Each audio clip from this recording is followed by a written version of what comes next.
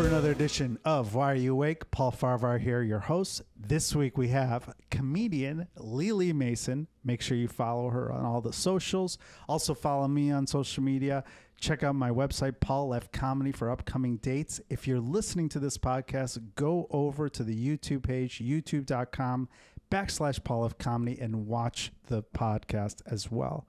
Follow me on Instagram, follow Lele, and also check out our sponsors.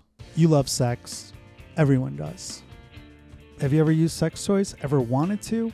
Or you just feel weird about the whole thing? Well, Love Shop Toys has been in the business of destigmatizing sex toys for years. 20 years. You want a sex toy? Go to loveshoptoys.com and check out their huge variety of options. Whether you're straight, gay, trans, whatever you're into, Love Shop Toys has something for you. And if you're uncomfortable about it, guess what?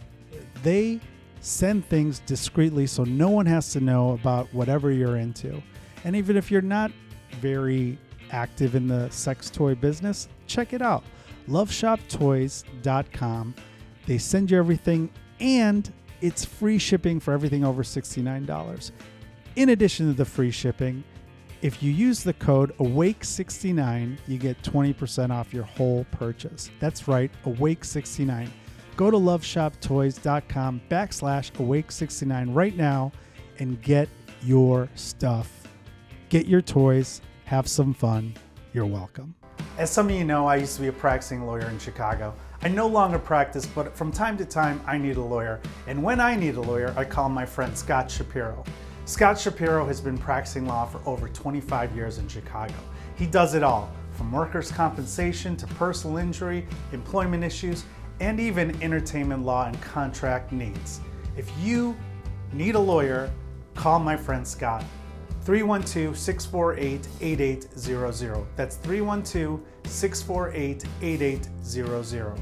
Or you can email him at scott@scottshapirolegal.com. Tell him I sent you. You're welcome. Why Are You Awake time? Paul Farahvar here. This week we have one of my favorite comedians in Chicago, up and coming. I remember the first time I saw her, she did my show. I had at Laugh Factory. I didn't book her, so anytime someone else books someone on my show, I get upset. And I was like, oh God, this person's going to suck ass. And then she didn't. She was hilarious, and I became an instant fan. Comedian Lele Mason. Yay.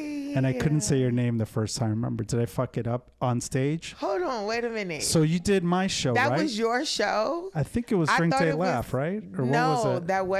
that wasn't it. What show was it? It was a regular Saturday night, but it was like still kind of pandemic-y. Okay. So, you know, the no, you plastic. Did. Okay, yeah. Before we get to, we did the plastic was kind of up and stuff. And like you were like last in the show, and I guess you had came in and like watched the show a little bit, and it was kind of like stagnant. And then I went up. That's right. And had like the craziest energy ever, and you just crushed like it. flipped the room. Yeah, and I got excited. Yes. You're right. So and my version was different. Yeah, and you came to me. You was like, "Oh my gosh, thank you so much." Like that's right. I was so worried about that show. Like that was that show. I'm like, but yeah. Yeah, that's right. Okay, my bad. I thought it was a different show, but you did do my show too. I did right after that, and then someone else booked me for it. Yeah, and I was like, oh no, but then I remembered it was you, and then I remember I kept fucking up your name. I was like, is it Lele or Lele? And I kept in my head, I get my head back and forth. But yeah, you did. I do remember that show. Yeah. Because it was stagnant, and then you came in and corrected it, and I had to close the show. I was like, oh, thank God. Because a lot of people don't. They say it's hard. I like going after someone that does well, as opposed to someone that does horribly. What do you think for comedy? No, well, like people are like, oh, they're gonna bury you. I'm like, fuck it, let them, because I feel like you can get a wave of energy. Yeah. Like if someone really good is before you. Now, if they're too good, it sucks. But well, for me, growth is the goal. So if you're ahead of me and like you're demonstrating what it's like to be an outstanding comic, and I know I'm not at that level, yes, I want to see that. Yes, I want to follow that, because if that's gonna be my worst, it can't get worse than that. So right, you get better that way. It lets me know my floor. You know, like, yeah. Curtis at Laugh Factory did that to me once purposely, and I didn't understand at the time. Chris Redd had just done SNL. He came back to Chicago for one night, and he started together. We started together. He started in Chicago. They already announced he was gonna be a special guest at Laugh Factory, so it was already packed, and somehow it leaked that he was gonna be there. Maybe Chris is like, "Where do you want me?" And then Curtis goes, "I want you to go right before Paul. Bury him." I'm like, what the fuck did I do? And I was freaking out, and I had to follow Chris Redd. Thankfully he didn't. He like did me a favor. He goes, all right, that's my he didn't like completely intentionally bury me, but I remember the host that night. I go, hey dude, bring him back down a little bit, do something. He goes, yeah, I got you. And he just brought me right up. I'm like, you motherfucker. People were taking pictures with him on the side of the stage. Yeah, because he just did. Yeah. And I was like, oh, for the first 2 minutes, it was brutal. Yeah. That's like an extreme version. But yeah, I always like to have the energy. I think it's easier to ride a wave of someone crushing as opposed to like resetting the room another time. I did the Burbank Comedy Festival last year. Okay. I had 2 shows in the same night. And on my first show, the guy before me, I didn't see his set. But the host was like, oh, you're about to crush. And I said, thank you. I'm thinking like he's wishing me well. And I was like, thank you, because I wanted to do well, right? He was like, because this guy just fucking ate it. And and I was just like, I don't want to hear this before I go on stage, because my goal was just to be good anyway. I don't want it to be a result because somebody was bad. Right. So it's like, you have no choice but to be good. I don't know if I've thanked you. Are you being sincere right now? Or are you going to fuck? Sincere. Okay, yeah. Why do I don't know. You always want to fight with me. I don't want no problem. I don't know why. Okay, go ahead. What were you going to say? No, like I really sincerely appreciate like the recommendations and the shows, or even you being like, you know, I want Lele to do this. Like that means the world to me. Like, so thank you so much. Except now when I hit you up to do stuff, you're like, I don't have time for your shit. Not at all. Don't return my calls. I've asked you to do this podcast for like 3 months, and you're like, I'm busy that night. I'm like, I didn't even tell you the day. Stop it. Stop lying you to your got audience. Too fucking big. You have your own show now at the Laugh Factory. It's like, I don't have time for your shit. I support the show. It's not mine, though. When I get a Lele Mason and friends, you will absolutely be a friend. I'll make a friend of the show. Okay, good. I appreciate that.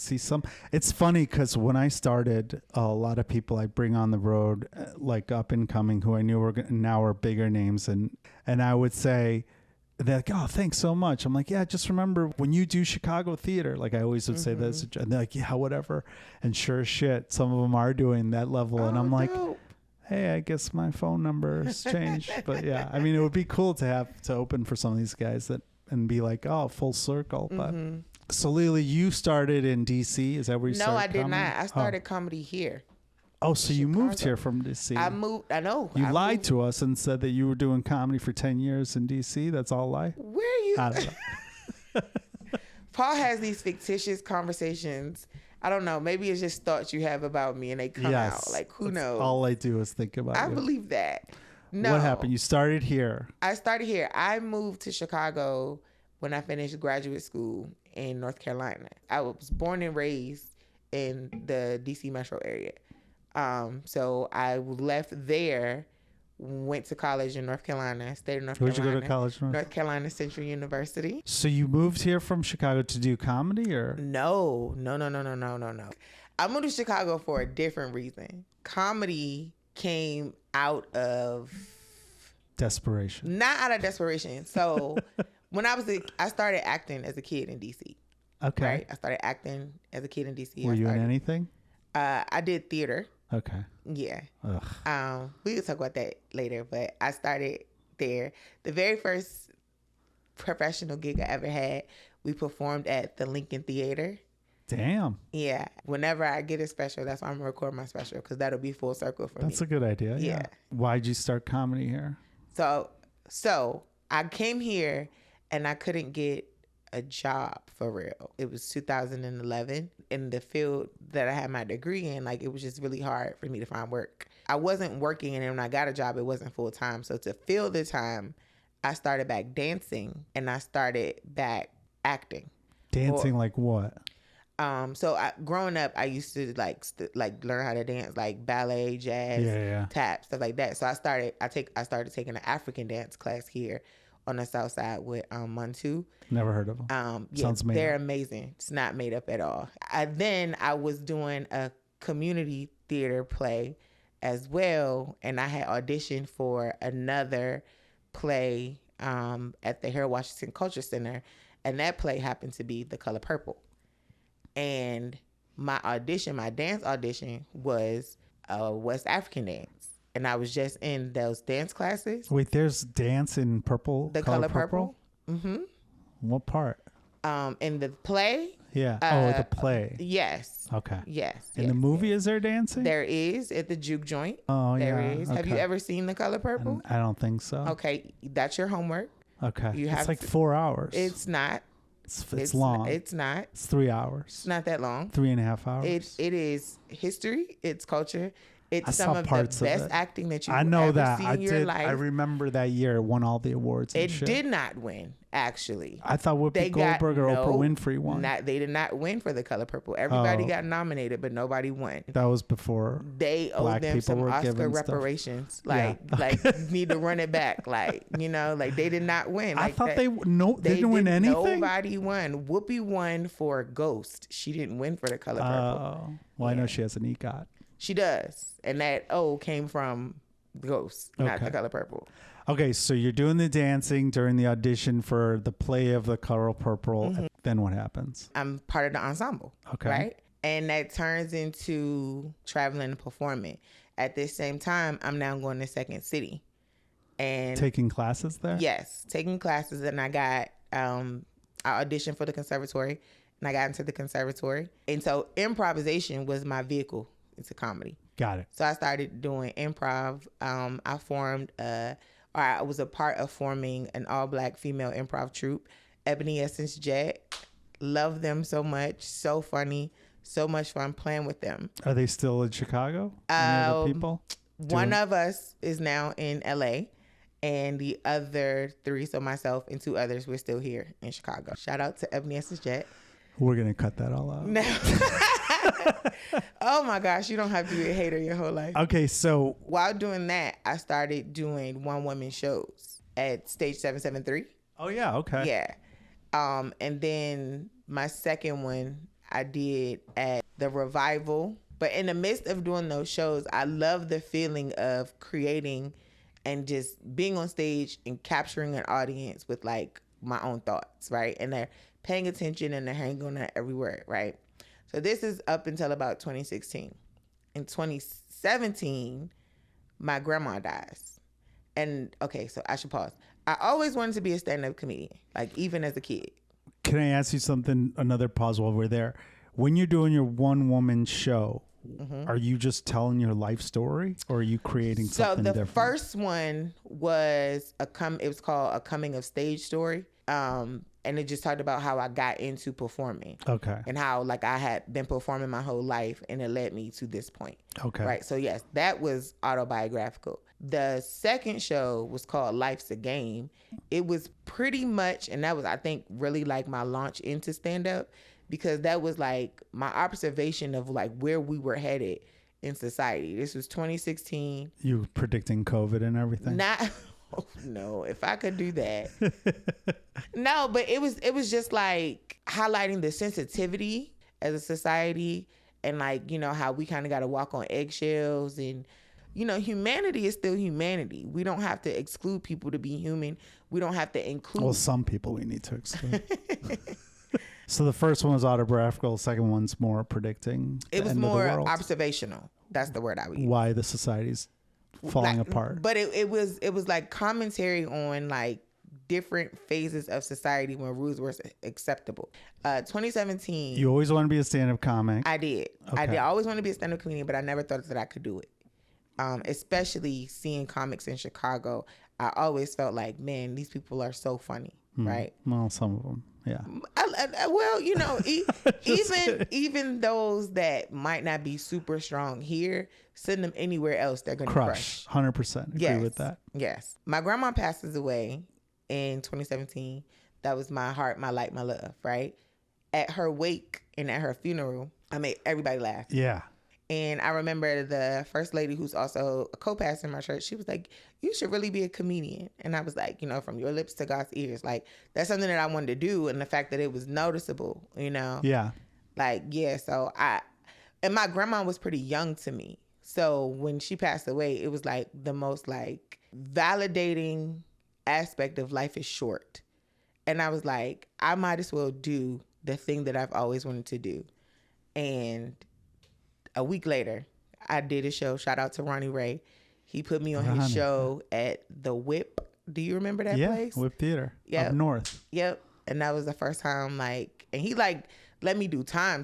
Like, I had never really had like a set for real. Yeah. And then from there, like, you didn't even do an open mic yet? I had secretly done open mics like here and there. Yeah. But they were never good. And like, I just always felt defeated. And I was like, man, I can't do it. You know? During this time, you were working in Chicago part-time still or no? No. Okay. So my professional trajectory changes because now I'm actually working in a area in which I have like, I can marry my talent and my education. So which is what? The easiest way to explain what I do is I help teach organizations how to work together better. Okay. Right. But organizational development is what like I studied in school, like public administration through organizational development. You're making America great again. Got your it. words. No, that's your words. I'm just putting them. Your words. I'm just making sure people know what you're doing out there. I'm encouraging collaboration and teamwork. For adults? Yes. Okay. Yeah. You said you wanted to do stand-up since you were a kid. Who were you watching growing up that made you want to do stand-up? First of all, my family is very funny. And I just always felt like if I could make them laugh, I could make anybody laugh because my family is very funny. But also, in the early 90s, Def Comedy Jam was the vibe. So every Saturday, we were watching Def Comedy Jam. Who's we? My family. Did you all watch it together? Yes. As a kid? As kids, adults, like, yes, we all watched it. That's not appropriate for kids, though, right? Who's to say? Different households got different rules. You just know what not to say outside the house or in the house, right? Okay. I remember seeing Adele Givens for the first time. I don't know who that is. She's from Chicago. She's hilarious. She was one of the original queens of comedy as well. And I remember the first thing she said, she was like, let's get this out the way. She was like, yes, these are my real lips. And she was like talking about her lips being big.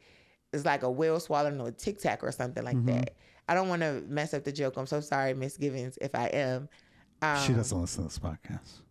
You never know who can hear what. You don't be so hard on yourself, I know all Paul. 7 people that are listening. No, go ahead. But I remember thinking, one, that was super hilarious and super smart, right? Because I have a big head. And kids used to always talk about like, you got a big head. And I'd be like, my response used to be, it's because I'm smarter than you, right? I wasn't really good at like roasting, but I love how she like took the ownership of like, yeah, I got big lips and what? Now what? Yeah. And I was like, man, I would love to do that, right? And I always caught on to the callback. Like I always noticed how comics did callbacks. Yeah. And I remember watching Sinbad growing up. I remember, watching like old Richard Pryor movies or Richard Pryor stand-ups, Martin Lawrence stand-up. We just really like comedy, like in my family. Okay. And I was just like, I would love to do that. And you grew up in D.C., you said? I grew up in the D.C., Maryland area, right? So, yes. Right. To answer you, yes. I mean, there's so much, Chappelle was from D.C. too. He is. Did you ever get to see him? No, I don't think he was around when I was outside. You were outside. As a kid, when you were under, 8th grade and under, were you allowed to stay up late? Yeah. What's late? Like, were you watching TV at like 10:30 at night? Yeah. Okay. You want to hear something funny? Yeah. My brother, I have a younger brother. He's my best friend. My brother sent me Instagram posts, and it said, when you heard this sound, you knew it was time to go to sleep. And he was like, and it said anybody that watched. They was like, "Do you know anybody that watched this?" And the sound was the MASH theme song. Oh, and MASH used to come on at like 1 o'clock in the morning. That's come up on this podcast. And before, I used to watch MASH, and my brother was like, "You're the only person I know that watched this show, and why were you watching?" It's Abi Sanchez is one of his favorite shows. Are you serious? Okay, now we can talk about it. My brother liked it too, but yeah, it used to come on and it was like there was no more good shows after for kids. Right. So it's different times everywhere. Yeah. I was up that late watching. As a kid, that's crazy. Yeah. That's late. Yeah. What were you like in high school? Were you causing trouble, or were you like goody? Were you a theater kid then? No, I wish I was. I was a cheerleader. Can you tell? No. Yeah, I was a cheerleader in high school. Somewhat nerdy. Yeah. Or whatever. Were you drinking and partying in high school or no? A little bit. I was smoking weed. Okay. Yeah. Nobody really knew it though. You hide it? I never had my own weed. Like I never bought weed, but I had like friends. They just give it to you. Yeah. So and so here's the thing. My mom was very like trusting of me. And I think that like really helped shape me. Like her thing was, just tell me where you are. Like, so if I was like, okay, I'm going out this week, where are you going? Just tell me where you going. You know what I'm saying? And she always was real big on like, be a lady and be home at a decent hour because nothing good happens after a certain time, right, or whatever. I never want to get in trouble with my mother. I'm more afraid of her than anybody on this planet. Okay. I don't think I'm afraid of anybody else, like an actual person, but my mother. She said nothing good ever happens. Mm-hmm. Now, have you learned that that's not true, or do you believe that still? Like nothing good happens after midnight is what people often say.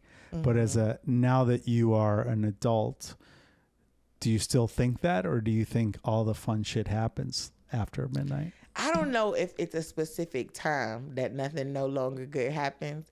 I know when I got that take your ass in the house feeling, that's what I need to do.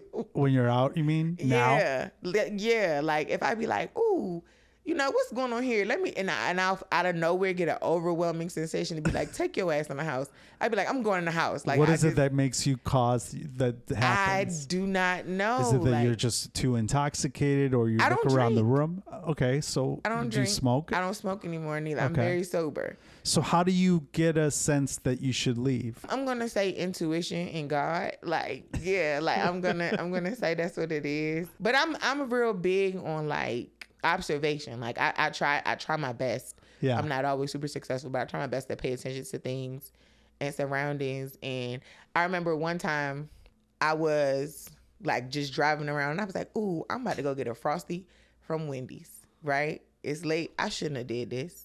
Cause one, I don't need no goddamn Frosty. I'm lactose intolerant anyway. Why would I do that? Right? But I was thinking like, oh, it won't be that bad. I don't got to eat the whole thing. Right? And I get in a car accident and I was like, that's why. And I knew I had that take your ass in the house feeling. I heard think that's why? I knew I should not have left and I did. I didn't get the Frosty. These people hit my car. This was the craziest shit, Paul. These people hit my car. I pull over.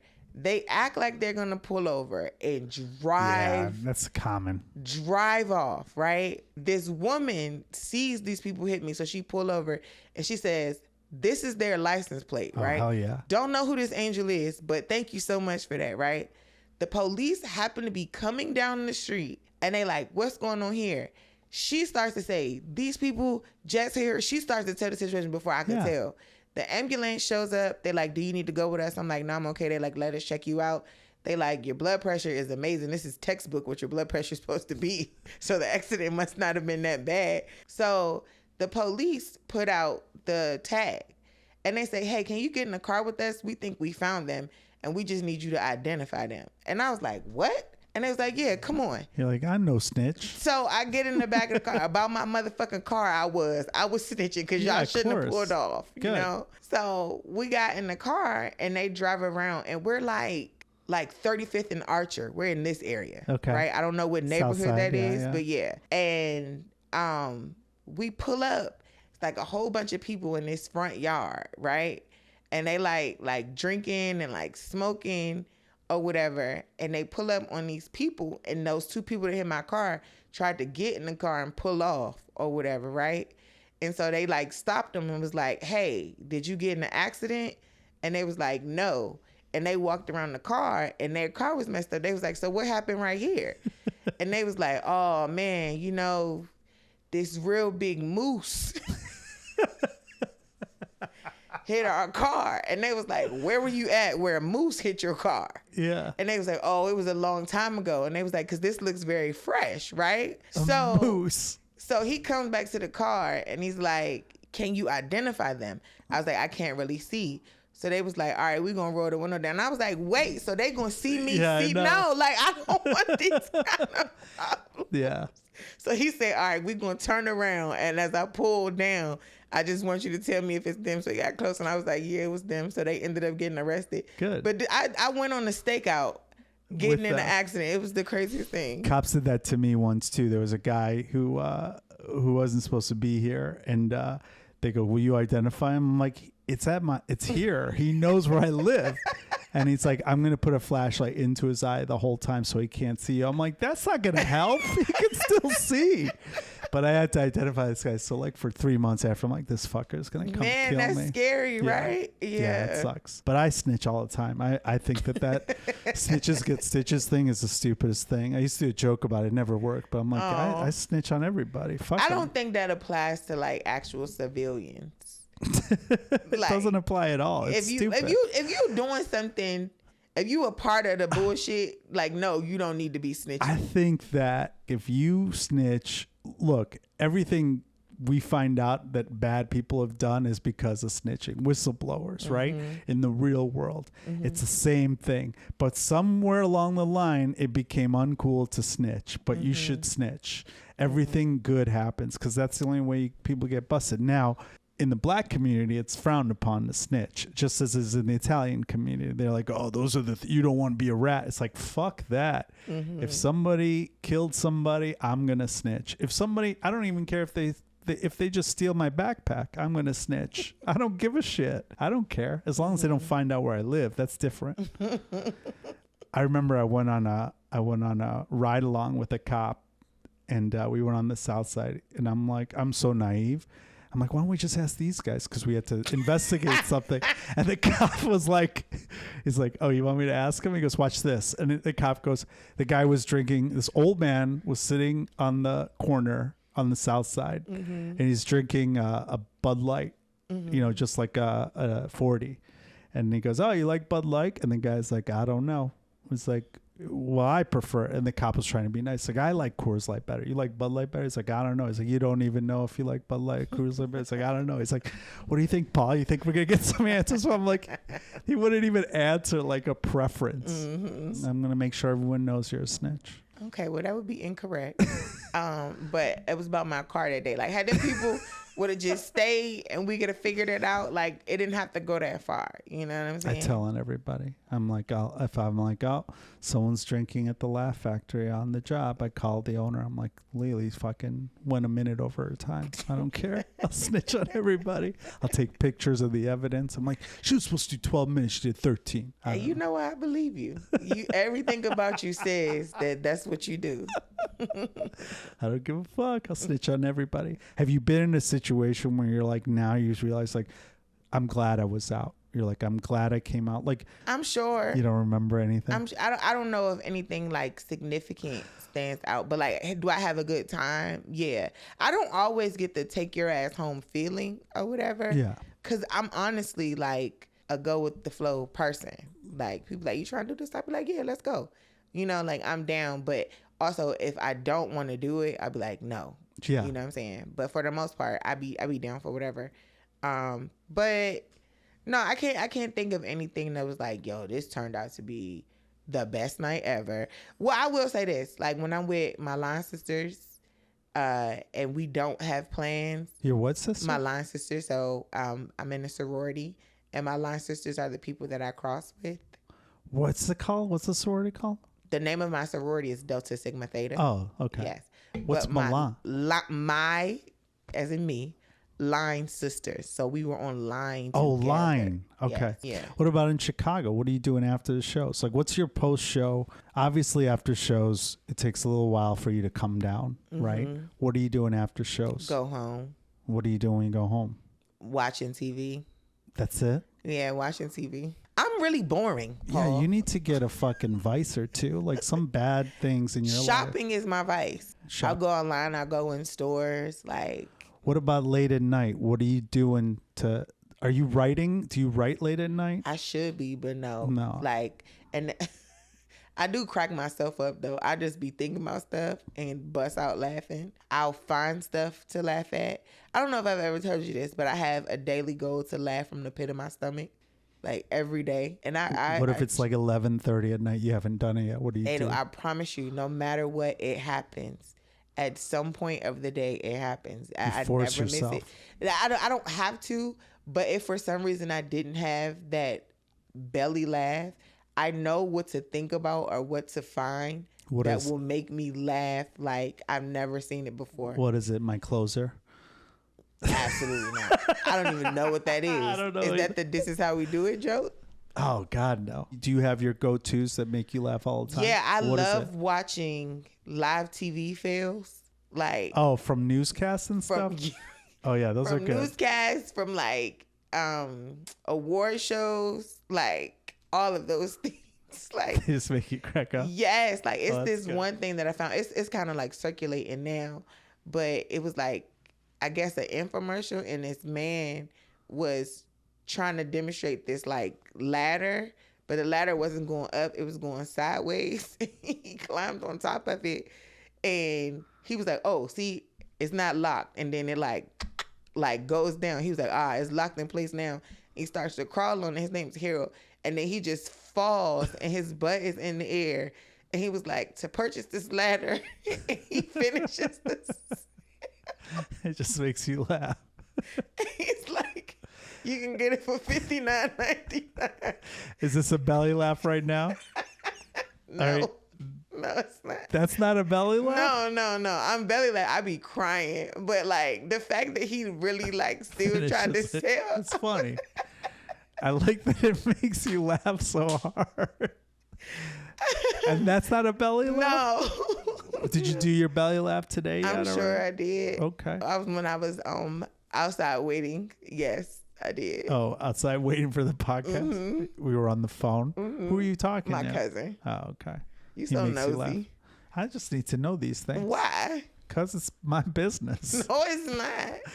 Some of the stuff that I find funny, it doesn't translate on social media. Like for me, the fun, obviously, and I think that's why people love crowd work, because it's like, it's in the moment. Mm-hmm. It's not scripted. Mm-hmm. The unscripted stuff, like you're saying with the newscasting when things go wrong, mm-hmm. those are the funniest things for me. And seeing the reactions of people in the comedy, in the stand-up world too. Yeah. No, I agree. Like when I'm hosting, just to get the audience acclimated and engaging them, I always hear the weirdest thing. Like I was like, is anybody celebrating anything tonight? Yeah. And this lady said, freedom. And I was like, did you just get out of jail? Because now I want to talk to you. Right. But she was like, no, like I just don't have my children. And I'm like, oh, okay. Like I was invested now. What? Yeah. So let's talk about late nights. So when are you normally going to bed now? What time's your schedule? I start to fall asleep like 1:45 too. That's late. Because you have to wake up and be like a community activist for that Make America Great Again thing you do. I didn't say none of those words. Well, the community thing that you do. Didn't say that either. You said you bring people together. I teach organizations. Okay. How to work together. That's communities. Organizations? What kind of organizations? I can't say. Okay. Yeah, that's a specific type of Republican. Community. Yeah, no, I understand. So you're doing this, and they're flexible, but like what time are you waking up if you're going to bed at 1:45? Right now I start to wake up as the sun is coming up, because I had like my window is just right there. But I might wake up at like 5:30, and if I don't go walking, I'll start to fall back to sleep and then wake back up at 9:30. But it's so weird. I've always been like this. Like I just don't be able to sleep at night. Like I sleep like in the middle of the day. Oh, you get your sleep in just different times. Yeah. Okay. Some people don't need sleep. Yeah. Well, after a while, if I don't get enough sleep, I start to get really bad headaches. Yeah. And I'm like, oh, I gotta go to sleep. Like I don't know why my body responds like that. Do you drink coffee? No. God. Tea's my vibe. I'm not a coffee drinker. Caffeine tea? Black tea sometimes, but I can't really handle caffeine, honestly. So how do you stay up? What's your energy? I just be up. I can't explain it. I don't know what I'm supposed to be doing. Sometimes I'll be up, I'll be watching stuff, or I'll end up listening to music and then it'll turn into gospel music or whatever, and I'll spend time with like, God and worshiping Jesus and things like that. Other times I might end up in a rabbit hole of trashy reality TV and how we led to these different storylines. Like, so what are the things that you do that are frowned upon as a society? People are addicted to coffee. People are addicted to drugs and alcohol. People drink too much Diet Cokes. Like, you have vices as a human. You need to have vices. Shopping is considered a bad thing, I suppose. What are you doing that's bad? Like, you're probably eating terribly. Okay.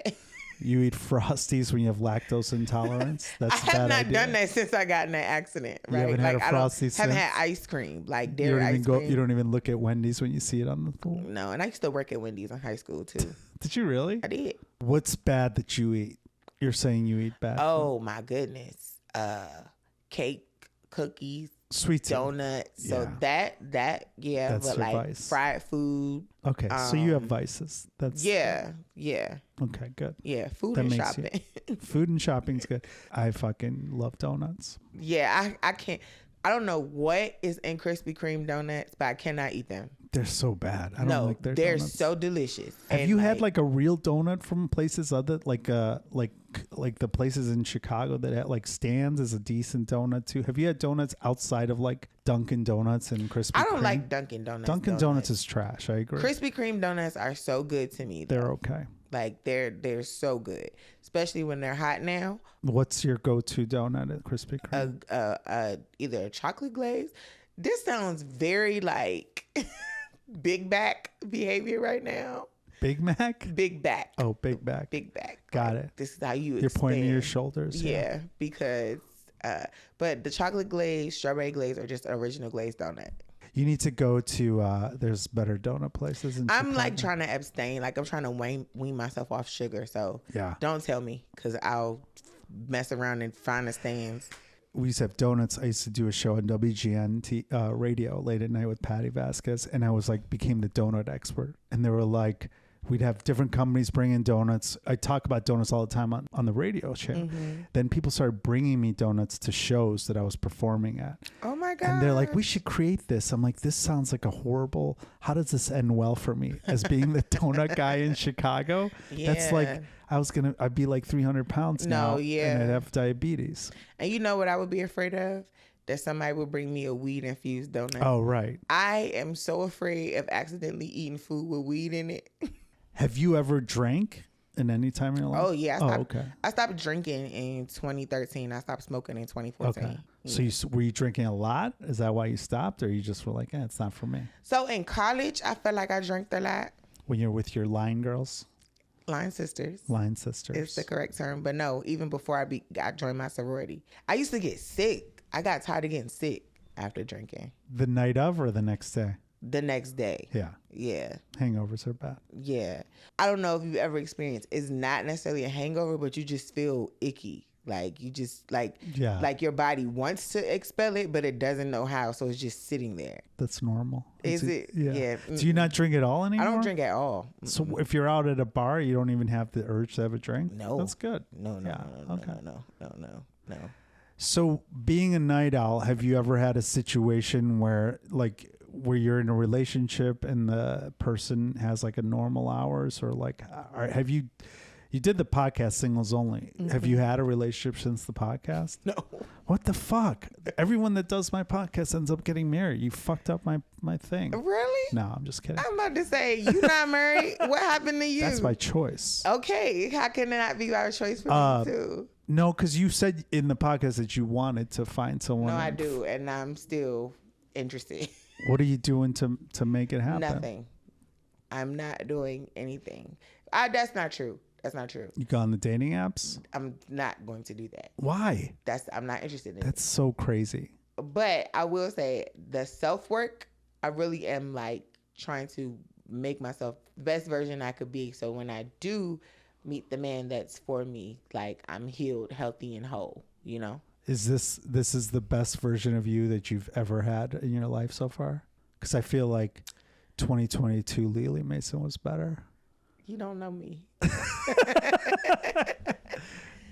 You were nicer back then. Now you have a little attitude. No. Every time I see you, you're a little attitude. That's probably true.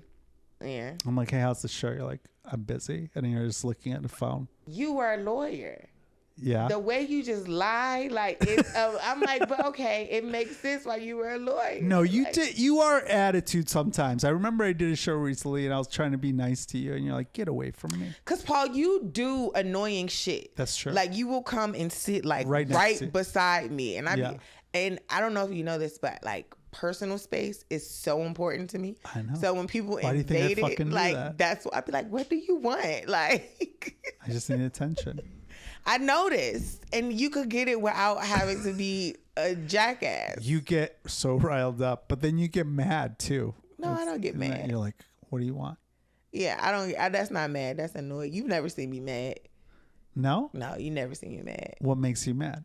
I don't even know how to answer that because I don't entertain foolishness. So if I feel like something has just like gone really off the rails and I have to be pulled into it, I think that would make me mad. But yeah, I don't really get mad too often. When are you writing or like being creative now? Are you late at night? You're not. So when are you doing it? I'm the most creative in the shower. Okay. My shower has heard the best sets in Are the you world. speaking them out loud? Yes. Like I'll start to say like tags, or I'll start to like go through a premise and then I'll freestyle it. And then I'll get out the shower and forget everything that... You should get one of those pens that you can write in the shower.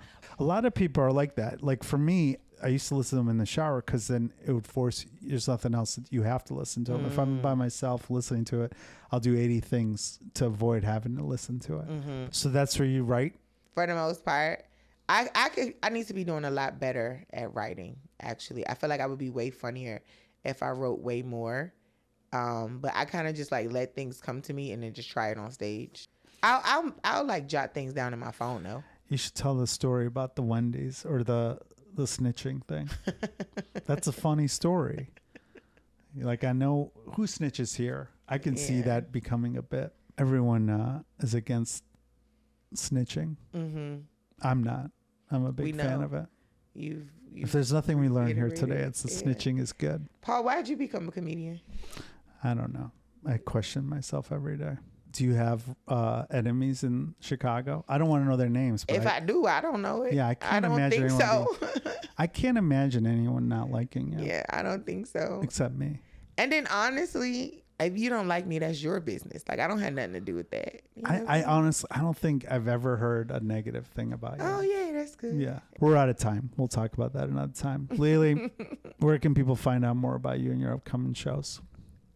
You can always follow me on Instagram. Which is? Lele, Lele Mason, MASON right _ Okay. Yeah. Well. That's it. Were you bored today? No, I had fun talking to you. Okay, cool. Thank you, Lele, for doing the podcast. I appreciate it. I know it was very hard to get you here, and I'm sorry we made you wait in your car outside so you can talk to your cousin. Mm-hmm. And thank you all for watching or listening to another edition of Why Are You Awake? All 7 of you, you're appreciated. Yeah, I already said that. Is that a callback? It was. Go to sleep, everybody.